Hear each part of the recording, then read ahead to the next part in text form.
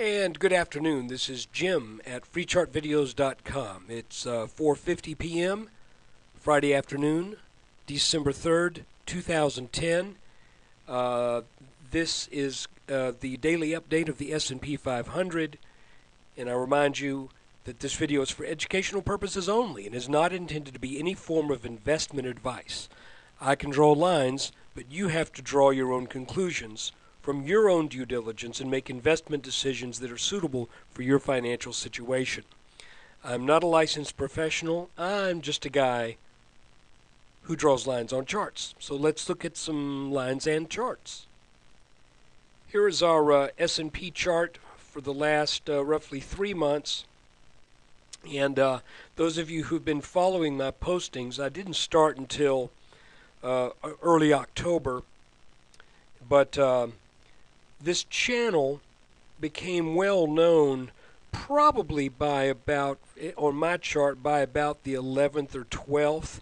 I made one adjustment in it, some of you may recall, that took this bottom right here out of the equation, at least while we were kicking around back and forth in this area. And I think that was the right thing to do, by the way. But I want to show you a couple things here, and that is look where this bounced out of this pattern, this consolidation pattern, after we broke out of this narrow channel. If I move this line down, look at that. So I'm beginning to be open to the possibility that that this is gearing up to be potentially a more powerful move than what this was leading me to believe. Because once this broke down and we went sideways for a while, and then we broke out of this consolidation pattern, the first thing I would expect would be a back test of this broken line right here. And I believe that is essentially what we're in the midst of doing right now. However, if we also add this to our analysis, this line right here, then we see that there's a distinct possibility that this represents the true bottom, that this was a strongly bullish move that then broke down and came back down to hard support as measured by this line. And what we're in the process now of doing is potentially, if we can get over this 1226, 1227 area, I see the possibility of now moving up in a channel that, while it may stay underneath this line, may continue to move up. And I've got a couple reasons why I think this may be the case. The first of which is the fact that the inverse head and shoulders that we see in the 4-hour chart right here, left shoulder, head, right shoulder, it has yet to fulfill its expected move, which would be over 1240 and as high as 1250, and depending upon where you measure on these shadows of these candles, as high as the high 1250s. We're not there yet. And in order for us to get there, we've got to get over this line right here. And once we do that, this line should be support. So you can see that this is all adding up to be a fairly bullish scenario. Now let's move in and look at the last few days in a little bit more detail action. All right. Let me get this set up right. Well, that'll do.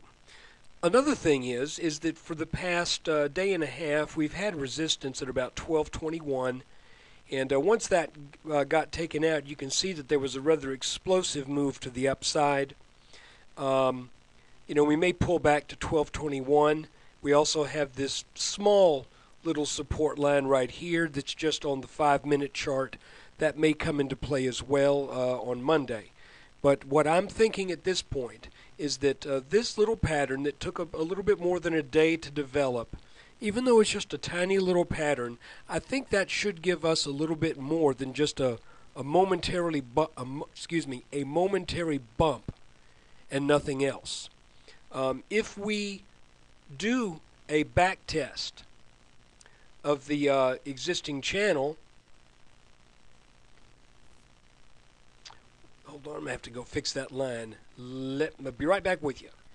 Anyway, as I was saying, I had to go replace this line because I apparently inadvertently moved it. If we do a back test of this line right here, then I suspect now that there will be resistance. I had been saying that there would be resistance at 1224, 1225. That's the minimum target from this pattern. The back test on that line would actually be a little bit higher. So, however, even though that looks like this may be an upper limit to this move, I want to show you a couple of ETFs that I follow. And yesterday we looked at IYF and IYR and showed you that the banks still have a good ways to run. There's really no reason. I don't see the same kind of resistance scenario setting up in the banks and financials. I don't see it in really in real estate, and I don't see it in small caps. So let's look at TNA right now. Even though that's a 3X, we're going to look at it just the same. Okay, here is TNA, and we're looking at the past about 4 weeks or so. And those of you who followed some of my earlier videos on TNA will recall that it had been in a channel defined by this blue line as resistance and this red line as support that did break down in mid-November. But then, you remember how I mentioned that sometimes when you break down out of a channel, you just kind of follow it back up as if it's almost like you've changed lanes. You haven't changed directions, you've just changed lanes. TNA had resistance at this level at just a little bit over 60. You could possibly have that line sloping down a little bit, but you see this kind of has that inverted head and shoulder shape to it again. So I'm kind of the opinion that TNA is going to go up more, and I'll tell you exactly what I'm doing. I'm thinking it probably gets to about 69 or so. That would also put it, if it happens early next week, that would put it on schedule to have a date with this orange line that takes this peak, and this peak.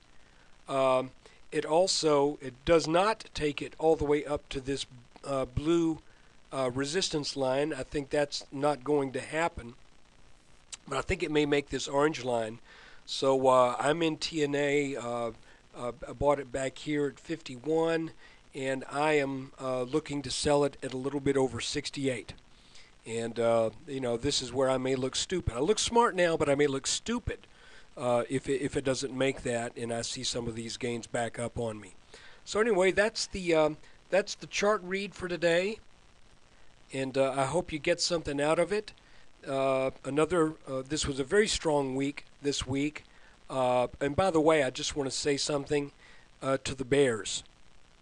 If the employment figures that came out this morning, what was it? I think the employment, the private sector jobs were about the equivalent of a new Sam's Club opening up in Hoboken.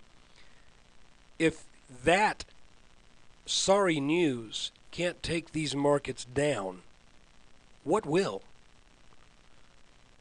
Please go visit the website. I depend upon your traffic to stay, well, I don't want to say in business. It's not a business. I depend upon your traffic to make it worthwhile, shall we say. Take care. And, by the way, I wanted to add just one more thing. I now have a perfect track record.